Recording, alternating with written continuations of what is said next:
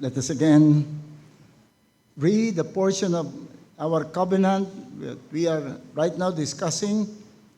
Paragraph 7 that reads, conscious of our remaining sin and native weakness, and acknowledging that the church alone is the pillar and foundation of the truth, we pledge submission to the discipline and government of the church through the leadership of its ordained elders who watch over our souls. Only through this submission we will be able to fulfill this covenant and maintain the unity of the Spirit in the bond of peace. Muli po tayong manalangin sa ating pagpapatuloy sa pag-aaral na ito. O aming Panginoon, we again truly acknowledge that without you we are nothing, that apart from the aid of the Holy Spirit, there is nothing we can do to benefit our souls or to give you glory. And so we express, Lord, our full dependence upon you. May you be with us, Lord.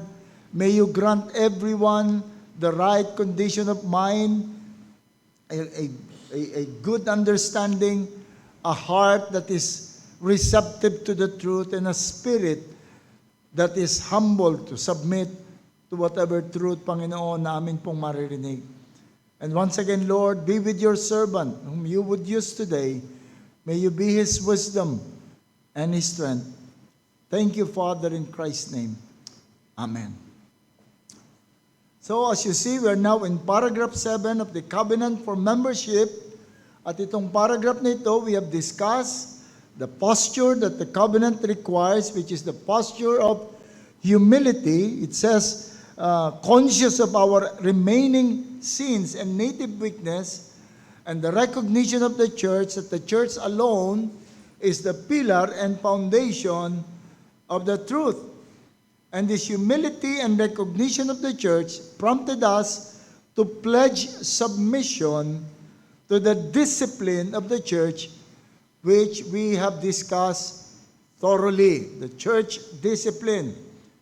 And then we came to some detail of that submission. That is, we pledge submission to the discipline and government of the church through the leadership of its ordained elders who watch over our souls.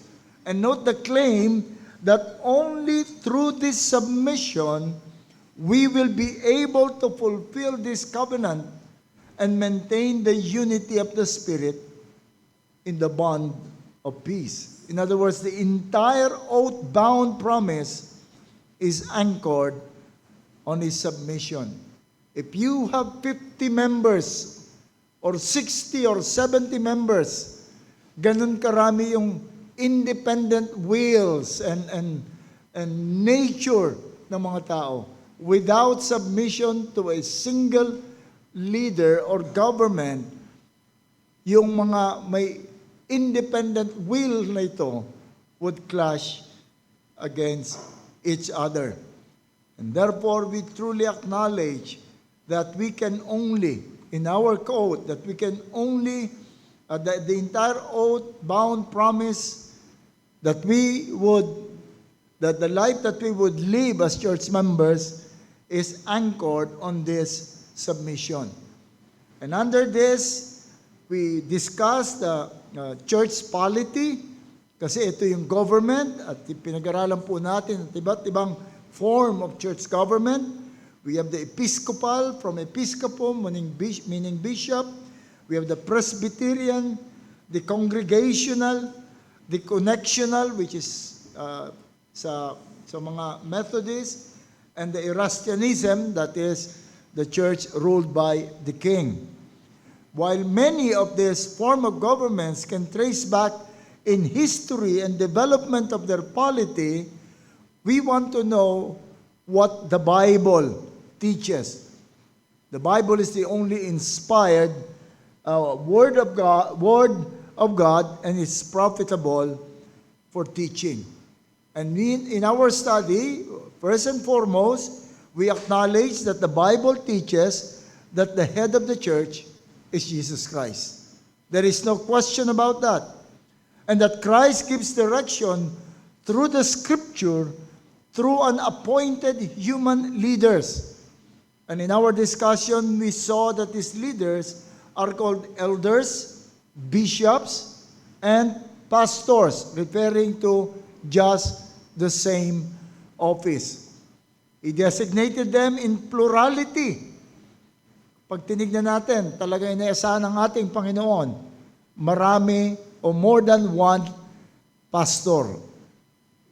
Yung pong iisang pastor is abnormal. Hindi po ako abnormal. Yung condition ng isa lang ang pastor, that is an abnormal condition. We need to ask the Lord that we be able to function according to His design. Ito po yung ating pinag-aralan. At tinignan din po natin that the church ordained, yung tamang pananaw sa church ordained elders, that they are gift of Christ to the church. That the elder, pastor, bishop are given by God. No one has the right to claim this position to himself. No institution can make pastors. No training can make a man pastors. It is only the triune God that can make pastors and give them to the church. Yun lamang ang sinasabi ng banal na kasulatan. But how do we know who are these men called by the Lord to be pastors and teachers? Meron tayong 3 pointers na pinag-aralan last Sunday. Unang-una, the one called by God to be pastors is given the heart for the work of the pastors. Not for the position, not for the title, but for the work of the pastors. Meron siyang puso. He is being drawn by the works that are for pastors, like the study of the word and in prayer and in showing concern to the brethren. At siya binigyan din ng gifts and graces that would fit him for the work of the pastor. Kita natin yan sa 1 Timothy chapter 3. And then the God who gifted the man with pastoral qualities will also give the congregation, will give the people of God the recognition.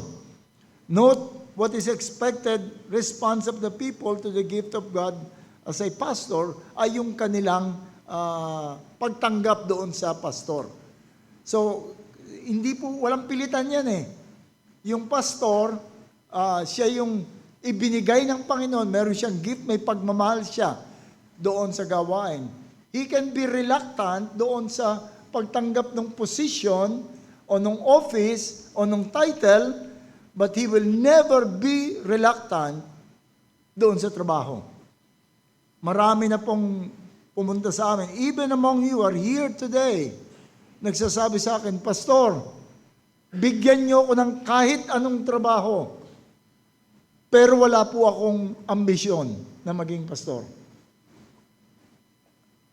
And that is more comforting. Now we come, as I have said, as I have promised, ito yung hindi po natapos nung nakaraan, dahil hindi na kinapos tayo ng oras, we come to the conclusion. If this is what the Bible is teaching about church government and church leadership, and if this is what we vow to do if we become members, ano ngayon ang ating dapat na tandaan on a practical note? Unang-una, tinig natin yung practical response of members to the government of the church. Ano yung dapat nating maging response dito sa pagtuturong ito? That is, when we join the church, or more specifically, Sovereign Grace Church, that you pledge submission to the discipline and government of the church through the leadership of His ordained elders who watch over our souls. And this is in practical terms, it means recognize the only one Only those who are gifted to the church, who are being given to the church as gift. Recognize the one gifted to the church by the Lord Himself. Many times we come to the church, you are to come to the church fully convinced in your heart that the pastor of the church is truly God's gift to the church. That the pastor of the church is given all the graces, all the gifts to be shepherd of his flock. Note what I say, recognize and not vote for. Although the 1689 Baptist Confession of Faith, our own confession, mentioned that it is by suffrage.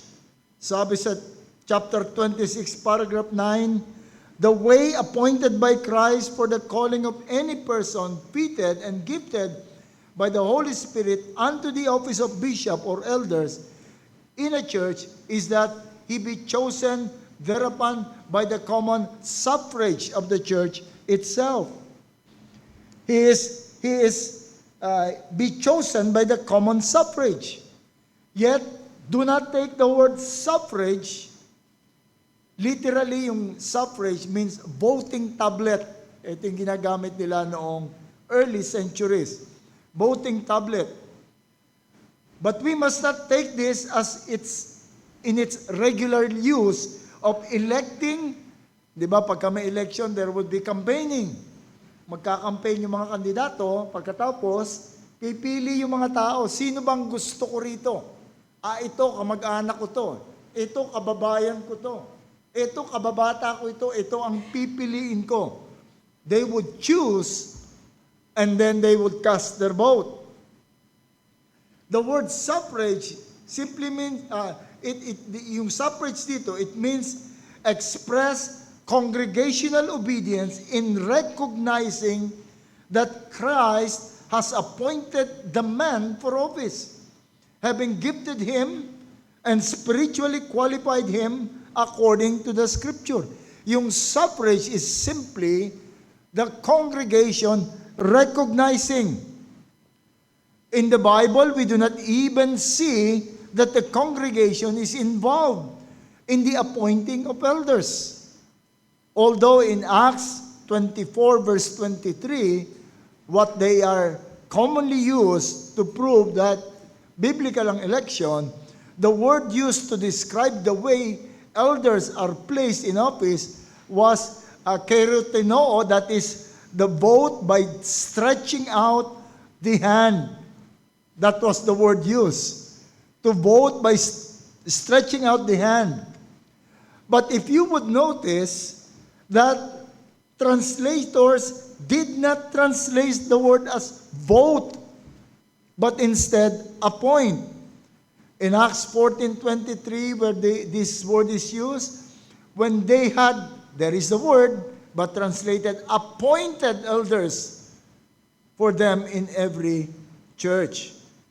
The King James Version says, and when they had ordained them elders in every church.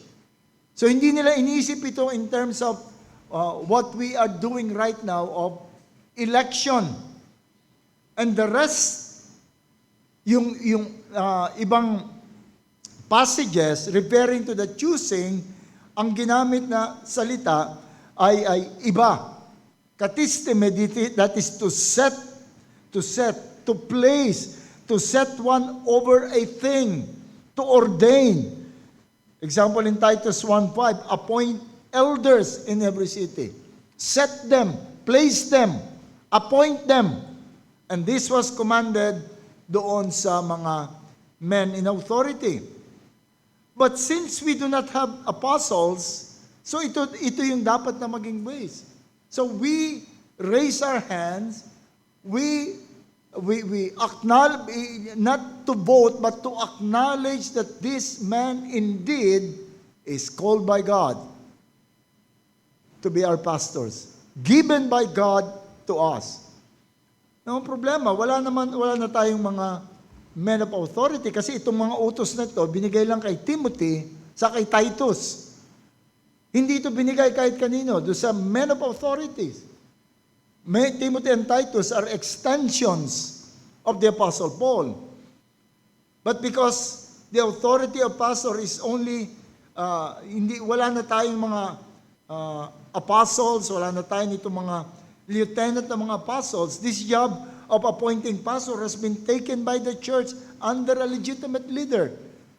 An apostolic church with a legitimate leader should be the one in charge of placing men in the office. And that would be the sending church, or kung meron ng dating pastor, yung church na yon, that church, that pastor should lead the church in recognizing the candidate. And that would be the existing church of the church where another pastor is to be installed. Now, why is this important?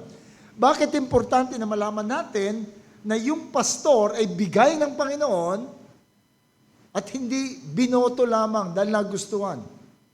Dahil marami siyang kamag-anak doon sa church. Dahil mga kababata niya.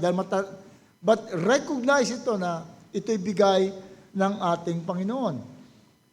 And yet, bakit kailangan ng suffrage? Because the authority of the pastor is only as he can appeal to the conscience. One time, John MacArthur was asked, how much power does a pastor possess over the congregation? And John MacArthur said, nothing. The pastor has no power. The power of the pastor is just to convince the conscience of the people. And if that convincing is no longer there, wala na siyang power, hindi na siya accepted ng mga tao, then they have lost a man that would lead them to unity. The authority of pastor is only as he can appeal to the conscience. And that's why we seek the expression of the recognition of the church. And it may appear as election, but it is simply seeking the recognition of the church. Now, the main difference is that in election, you vote for the one that you want to be your pastor, to be in the position. But in suffrage, as understood by the framers ng ating confession and also by us, yung suffrage of the church is simply recognize the choice and will of God. Kaya nga doon sa Trinity, ewan ko, nung umalis kami, inalis na nila yung secret balloting. Kasi pag secret balloting, baka mamaya galit lang sa iyo yung tao, o hindi naman, wala naman talagang reason para i-reject mo. Sa practice kasi sa Trinity sa New Jersey, every 4 years, inihaharap yung mga pastors and deacons para sa reconfirmation. Nung nandun kami, may lumabas na isang deacon, merong dalawa na nag-no. We don't recognize. Hindi alam kung sino. At papaano kung carnal naman yung kanyang dahilan. So inalis nila yung secret balloting. If you say no, you have to say your biblical reason. There was one man who said, personal yung kanyang reason doon sa pinut forward na candidate for the pastorate, na yung candidate na hanggang ngayon, pastor pa rin sila doon. But if he would be recognized by the people of God, recognized by the existing pastors, I will recognize him, I will give my full respect to him as my pastor. So ito lang yung dahilan kung bakit pinipresent. Para sa isang pastor, napakahirap naman sa akin na ang feeling ko kalahati nitong kongregasyon ayaw sa akin, hindi nagsasubmit sa akin. Mahirap yun. Hindi, baka may carnal reason din na iginigiit ko yung aking sarili na maging pastor. And so that is the only reason why there should be a recognition by the people. So you see, before you join the church, that even the difference is that before you join the church, di ba pag mga tao gustong sumali sa church, they check the confession. Tingnan nga natin confession, maayos ba? Titignan yung mga tao, baka puro suplada ito eh. Suplado, hindi ako binabati rito. Titignan yung kanilang mga activities. Titignan lahat, paano ba ginagastos ang pera. Titignan kung may prayer meeting. Okay lang, dapat i-check yun. O kaya, na-treat siya rightly. But you must also determine the status of the eldership. Are the elders qualified? What kind of men are elders? And I even encourage, pag nagpupunta ako sa mga congregation, I even encourage them to know the pastor, to ask them about yung kanyang private devotion. I remember, I've said it many times, yung isang kaklase ko sa academy, kung ba't napunta siya sa Trinity, kasi yung may magtuturo sa kanila, teacher, isang may doctor so-and-so, doctor na humanga siya ron sa chapel hour na ang ganda ng mga ng dedication. Eh, sabi niya, since magiging teacher ko to, tinanong niya, Pastor, how is your personal devotion? Nagalit yung ano. Who are you to ask me that question? No, sabi, I just admire yung mga sinabi mo. And since you will be my teacher, kayong magiging disciple ko, I'll be your disciple and I want to imitate you. Nagalit talaga, kaya sabi niya, this is not the man that I would submit to. Pinak niya yung kanyang damit, yung mga gamit niya, nagpunta siya ng New Jersey at doon naging kaklase ko sa academy. You must know the pastor. Talk to the man doon sa pulpit. And that is a disadvantage ng mga mega churches. Merong isa doon sa Babylon B, isang mega church. In-announce ng isang tao na meron po kayong mga ticket dyan, may raffle po tayo mamaya, at yung mabubunot na number will get the privilege to actually talk to the pastor. You should know the pastor. Alam natin dapat. Talk to the family of the pastor, to the children of the pastor, to the wife of the pastor, yung mga close friends. And then come to the church, fully convinced. I believe that this church is not only biblical in its way and in its form, but I also can recognize that the pastor is truly the gift of God. So that is one thing that we must remember when we join the church.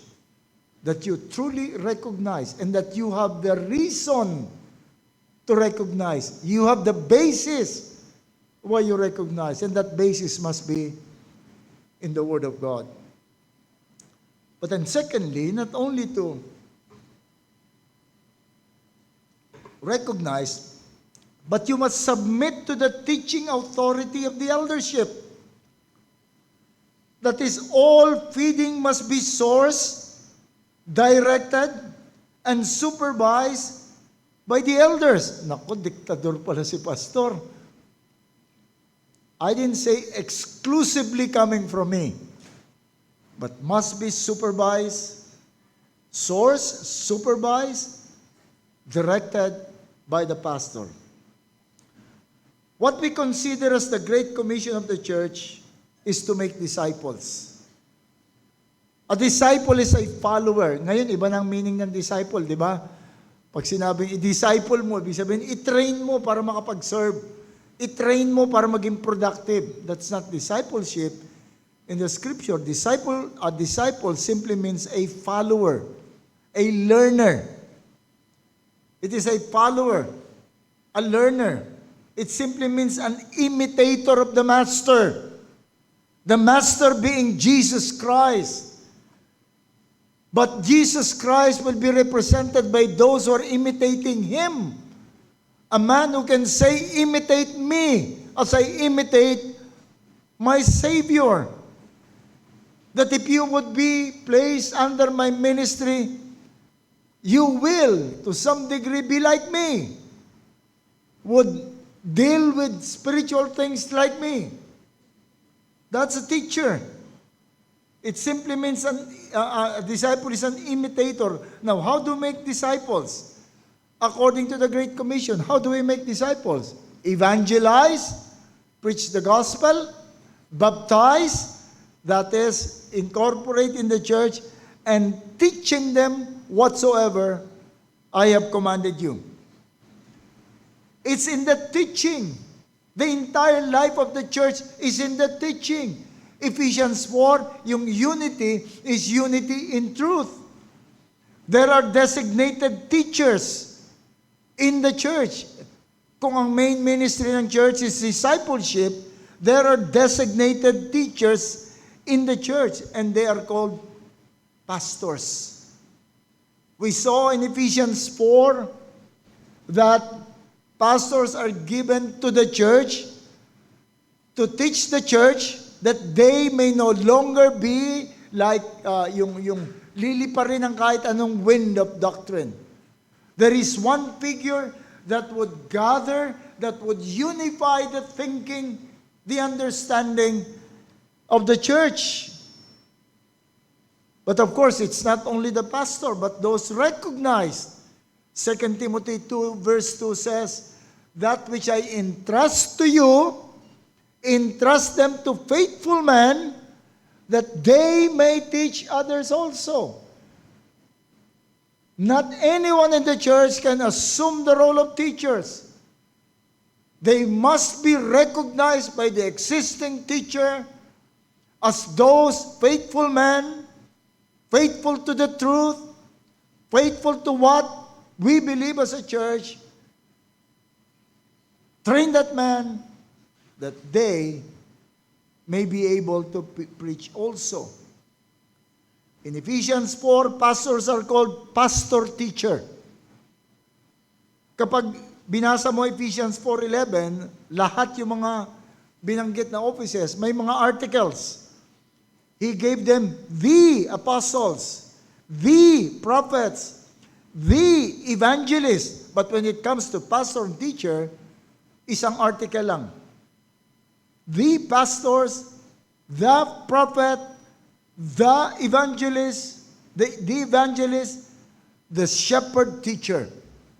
Meaning pastors are the gift, pastors are the recognized teachers in the church. They are the ones who are to give account to the head of the church for failure to feed. Yung 7 letters na pinadala ng ating Panginoon doon sa mga 7 churches in Asia were all addressed to the pastors of the churches. They were the ones being blamed for any teaching. They are the ones being blamed for yung mga maling practices. And they are the ones being praised for a good behavior. It is the stars that are in the hands of God. So it's the pastor is the designated leader. It does not mean that we blindly absorb everything that the pastor will say. Because we have, in Acts 17:11, being praised by the Bible, the people in Berea. The people in Berea were more noble than those who are in Thessalonica. Why? Because they accept, they recognize, they respect, and they honor the pastor who preached to them. But they check the scriptures. If those things were so. And if no pastor should feel insecure that the members are checking the scripture, because that is regarded as a noble thing. One threat to the church today is the loss of the pastors. Wala na doon sa prior authority in teaching. Hindi na yung pastor ngayon. They're threatened by celebrity pastors. Merong mga pastor enthusiasts. Yung survey of preachers making impact, nagkaroon ng survey ng preachers, ng mga members, tinanong sila kung sino naggumawa ng great impact sa kanilang buhay. 80% name other leaders and celebrity preachers at hindi yung pastor nila. Usong-uso rito yung credentialism, yung ang pagtutuunan ng panahon ay yung credential. Merong isang tinawag na speaker. Ang haba-haba ng introduction, merong mga 4 na master's degree, merong 2 doctorate degree, at ang dami ng etong experience niya. Yung credential niya talagang haba. Pero nung marinig ko yung sinasabi niya, napakalayo. He was asked to preach about should women be allowed to preach? Should women be pastors? And the usual, iko-quote niya na si Mary Magdalene, inutusan ng Panginoon na magdala ng balita. Si Phoebe ay pinagdala ni Paul nung letters to the Romans. And normally kasi pag nagdala ka ng letter, ipapaliwanag mo rin sa doon sa pinagdalan mo. So see, kung makakaharap ko, sabihin ko, I didn't see anything in those passages that says they were made pastors or preachers. Credentialism. So it doesn't mean that we would just blindly absorb whatever the pastor says. Yan ang threat ngayon, yung celebrity pastor enthusiast. Talagang gustong-gusto nilang meron akong kinakausap, 4 silang leaders ng church na lumapit sa akin, humingi ng tulong kung paano maituwid yung kanilang church. Every sentence that I would say, he would say, kay ano yan, kay Martin Lloyd Jones yan, o kay ganito yan, kay ganito yan, sabi ko, ang dami mo palang alam, bakit hindi yun ang in-exercise mo sa inyong church? And that was the time that I asked them, have you read the scriptures from cover to cover? Wala pa sa kanila nakabasa. And you've been leading the church for 20 years. Wala pa nakatapos ang scripture. What about personal devotion? Bagsak din sa personal devotion. What about family devotion? Wala ring family devotion. But they are good in quoting many authorities. Kapag may nagsabi sa akin na, Pastor, sasagutin ko yung ano mo, ha? May nagsabi sa akin, sasagutin ko yung position mong yan, against ako dyan. I was expecting that he would lay down yung biblical argument and prove me that my position is unbiblical. But instead, chain of quotations from those with high credentials. That's not teaching. That's one threat to the church. It is the pastor given to do the teaching. We can receive from other sources, but still under the supervision of the pastor. Still under. Yung practice na marami sa inyo, pag may nakita kayo, interesting, tinatanong sa akin, pinakikita sa akin. And some I said, oh, that's a good teaching. I want that. And some said, that's very subtle. You have to be careful with that. Another threat is the availability of information, books and internets. Nung sinulat itong Bible natin, wala silang ibang source ng truth, religious truth, kundi sa church. Walang books. May books pero hindi lahat. Napakamahal ng books noon. Ni walang Bible ang lahat. Siguro yung mga pastor lang yung may Bible. At hindi pa yun Bible. Ano pa? Yung mga letters pa lamang, epistles na pinapasa-pasa sa mga churches. So if you need to learn, you have to go to the church. If you need to know something, you have to listen to what is being preached in the church. But now, there is a smorgasbord of information. Kahit saan ka magpunta. Yung iba, kung magsalita, akala mo theologians na, puro sa memes lang pala nakuha sa Facebook yung kanilang mga tinuturo.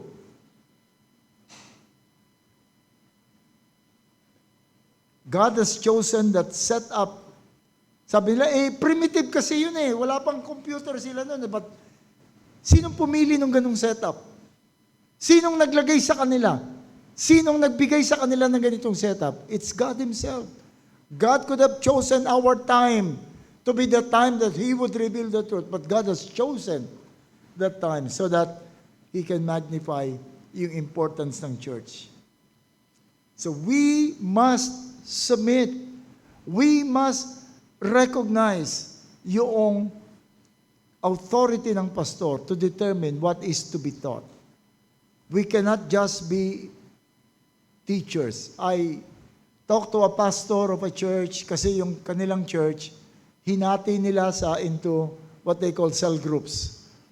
Sabi ko, who's leading the cell groups? They vote among themselves.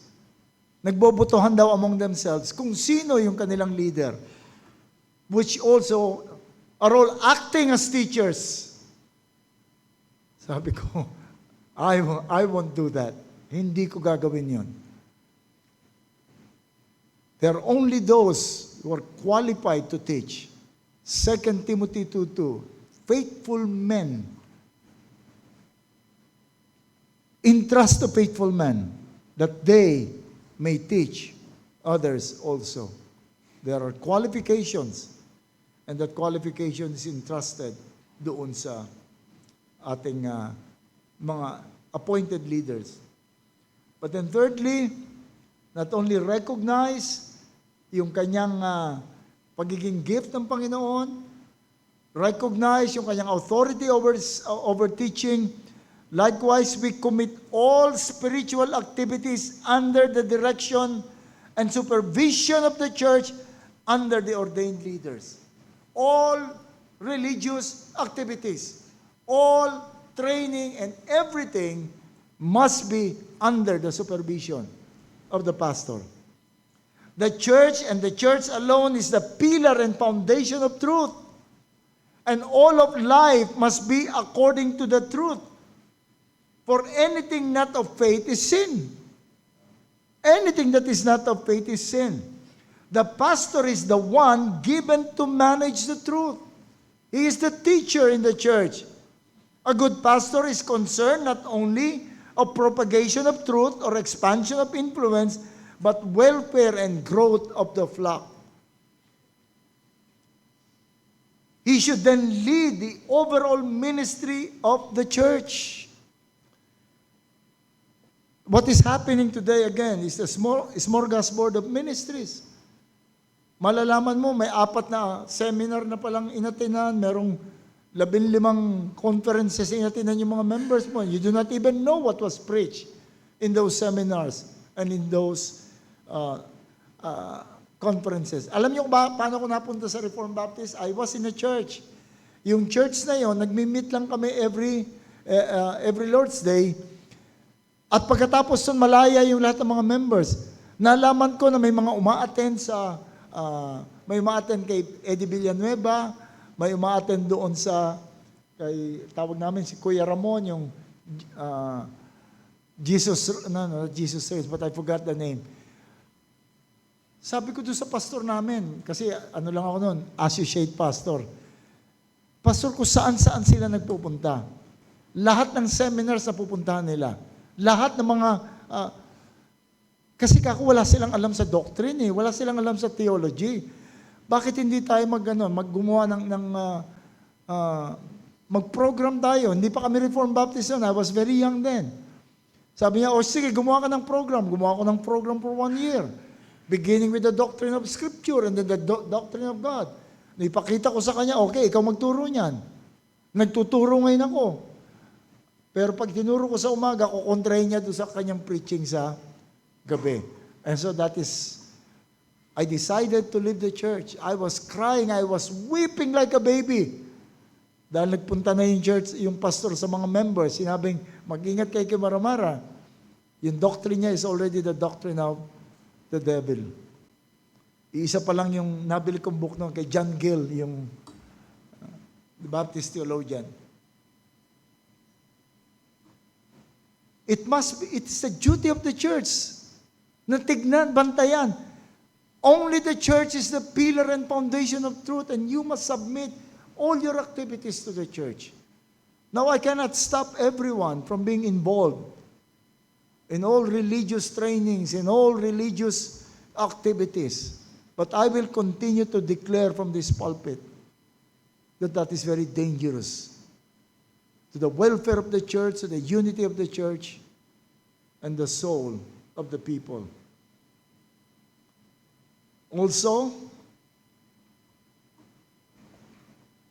fourthly, freely let the church under the ordained leaders know your condition. James said, if you are sick, anong gagawin? Tell the elders. You don't wait for the elders to come to you. At pag hindi nagpunta, hindi man ako naalala ni pastor. But tell the elders. Confess your sins. Facing temptation, struggles in life, the elder must be of help. Yung iba, alam ko, natatakot. Sabi ng iba, kasi pastor, dami-dami mo ng trabaho eh. Mas mahirap naman kung malalaman mo, nakalubog na pala doon sa problema ng hindi natin nalalaman. Seek counsel for major decisions, especially those that will affect church life. May mga gawi yung ibang mga members kapag alam niyang hindi approve sa pastor, hindi magsisik ng counsel. Tatago niya yan. Sabihin man niya, malalim na siya ron, pastor, may binuksan akong business eh. Tapos pag nalaman mo, bakit mo ginawa yan? Wala na napasubo na, kalahati na eh. Laki na ng puhunan ko eh. Bakit hindi mo sinabi sa akin sana, nag-counsel ka muna? Alam niya kasi hindi papayag. So they're not really seeking counsel. They just want approval. So when you become a Christian,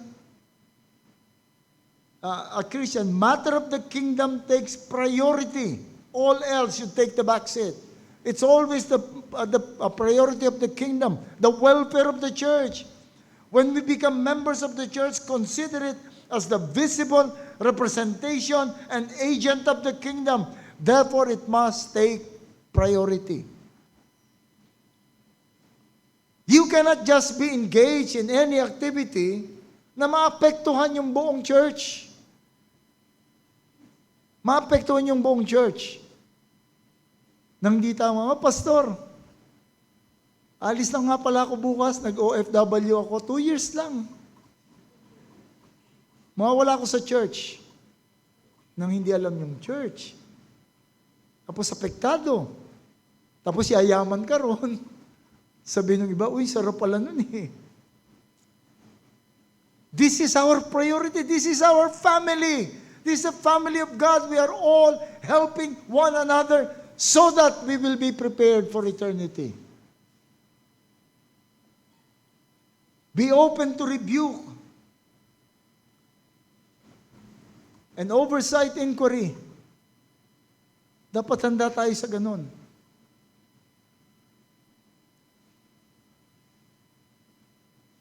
But then also, preserve the honor of the pastor. Now again, this is difficult for me to say.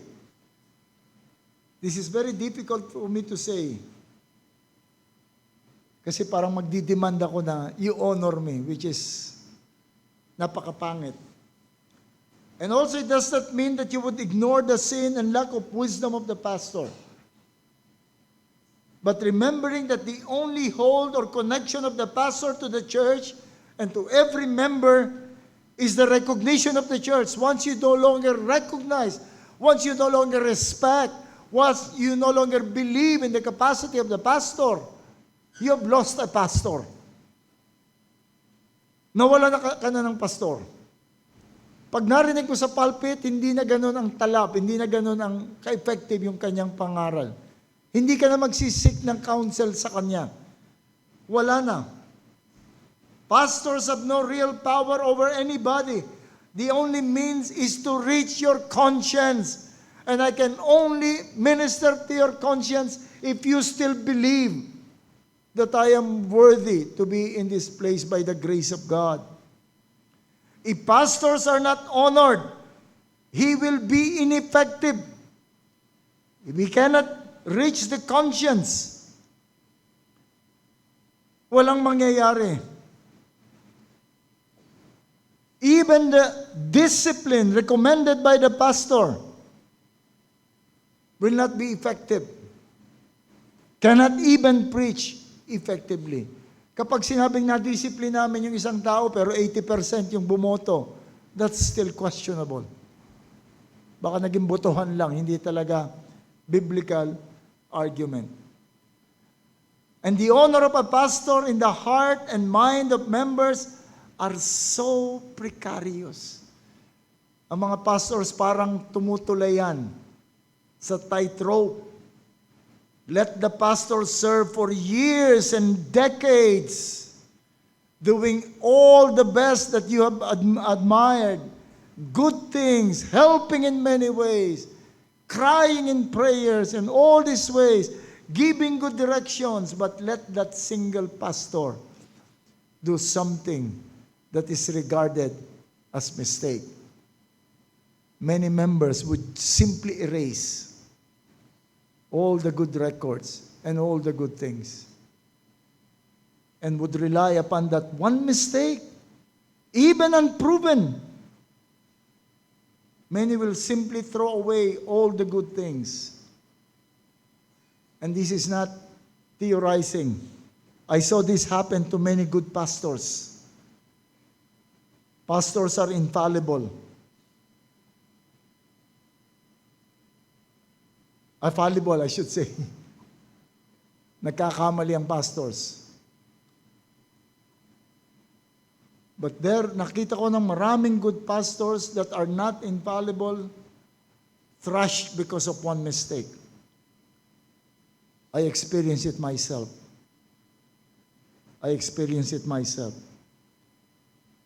It is heartbreaking, especially if the pastor truly loves and genuinely desires the good of the people.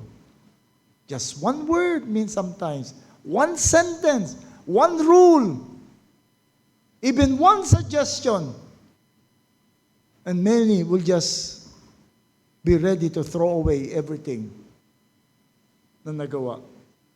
Kaya nga ang banal na kasulatan ay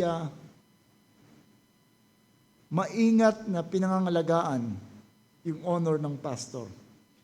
1 Timothy chapter 5, 17 to 19, sabi ni Paul kay Timothy na siyang in charge sa mga pastors, let the elder who rule well be considered worthy of double honor, especially those who labor in preaching and teaching. Do not admit a charge against an elder except on the evidence of 2 or 3 witnesses. That word evidence of 2 and 3 witnesses, hindi po ito manual na, dalawa lang pala, madaling maghanap nito. It's an Old Testament passage, simply means let the case be truly established. Maging established lahat yung kaso against an elder. Unless it is truly established, dismiss it. Hebrews 13:17, obey your leaders and submit to them. Let them do their job with joy, not with groaning, for that would be of no advantage to you.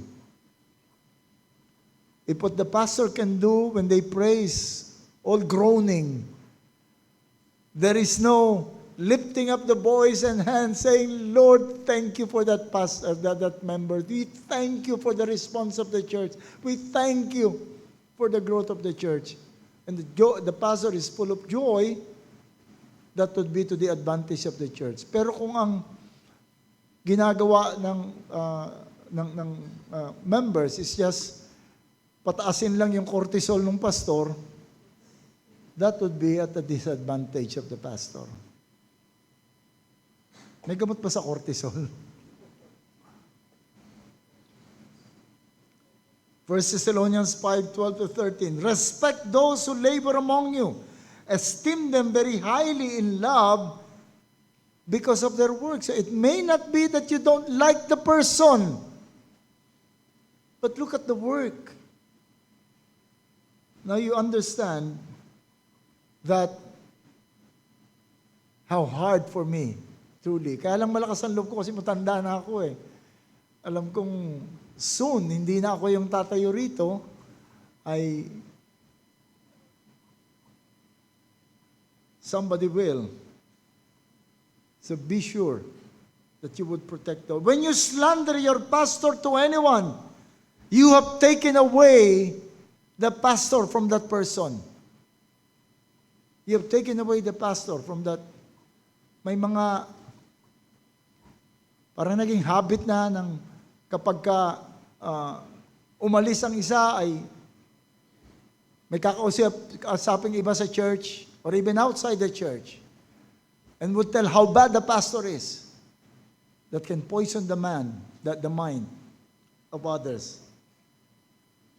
When I was a young Christian, I diligently did not allow this to happen to me, as I have told you many times. If anyone would slander my pastor, I would tell the man, I have to talk to the pastor. I did that to Pastor Ellis almost every week. I have to talk to Pastor Ellis because of the barrage of things that I've been hearing about him. And so I was able to maintain my respect and my admiration. I also did that to Pastor Martin. To Pastor Al Martin. Pag may nagsasabi sa akin ng hindi maganda tungkol sa kanya, I go directly to Pastor Martin. So you see, I'm not saying this for my own sake. I am happy serving this church. In fact, sabi ko sa anak ko, I want to die with my boots on. I want to die serving the church. I have no complaint. But please, hanggang nag-iisa pa lang yung pastor, pangalagaan natin yung respect, pangalagaan natin yung honor. Soon, baka magkaroon tayo ng isa pa, then you can dismiss kung talagang hindi nyo kayang igalang, kung hindi nyo kayang pangalagaan yung honor. At least meron. But as long as iisa lang yung pastor, napaka-precarious ng ating kalagayan. It's not for my good. It's not for my benefit, but for the church. For the church. And if it is for the church, for everyone else. Now, baka sabihin naman ng iba, yung mga panauwi namin, yung mga hindi namin, yung mga lumaki sa amin na hindi pa wala sa ating Panginoon, some would say, kaya nga ba ayoko dyan sa church eh.